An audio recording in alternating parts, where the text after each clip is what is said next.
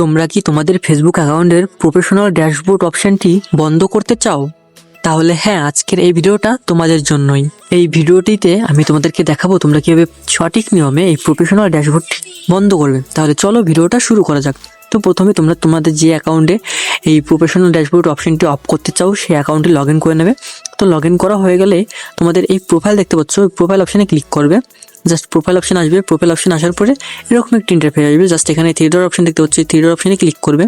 তো ক্লিক করার পরে এরকম একটা ইন্টারফেস আসবে। তো এখানে একটু নিচের দিকে আসবে, দেখতে পাবে প্রফেশনাল ড্যাশবোর্ড, ঠিক আছে। জাস্ট এটা ক্লিক করবে। এটাই ক্লিক করার পরে এরকম একটা ইন্টারফেস আসবে। জাস্ট এখানে দেখতে পাচ্ছ কন্টিনিউ, জাস্ট কন্টিনিউতে ক্লিক করবে।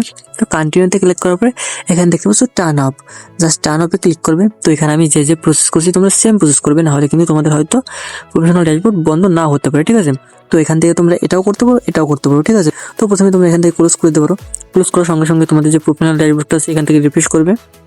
তো রিফ্রেশ করার সঙ্গে সঙ্গে দেখতে পাচ্ছ যে প্রফেশনাল ড্যাশবোর্ডটা আছে সেটা প্রথমে অফ ছিল, এখন অন হয়ে গেছে, ঠিক আছে। জাস্ট এখান থেকে ব্যাক আসবে। তো ব্যাক আসার পর এটা আবার রিফ্রেশ করবে। তোমাদের যে প্রফেশনাল ড্যাশবোর্ডটি ছিল সেটা এখান থেকে চলে গেছে, দেখতে পাচ্ছ। একেবারে সহজ উপায়, যে প্রফেশনাল ড্যাশবোর্ডটা আছে তোমরা একবারে সহজ উপায় এখান থেকে ডাইরেক্ট রিমুভ করে দিতে পারবে। আর এই সেম প্রসেস করলে তোমরা তোমাদের প্রফেশনাল ড্যাশবোর্ড অফ করে দিতে পারবে জাস্ট একটুক্ষণের মধ্যে, ঠিক আছে। তো তোমরা যদি এই ভিডিওটা ভালো লাগে তাহলে অবশ্যই একটা লাইক করবে এবং কমেন্ট করে জানাবে ভিডিওটা তোমাদের কেমন লাগলো। তো বাই, টাটা।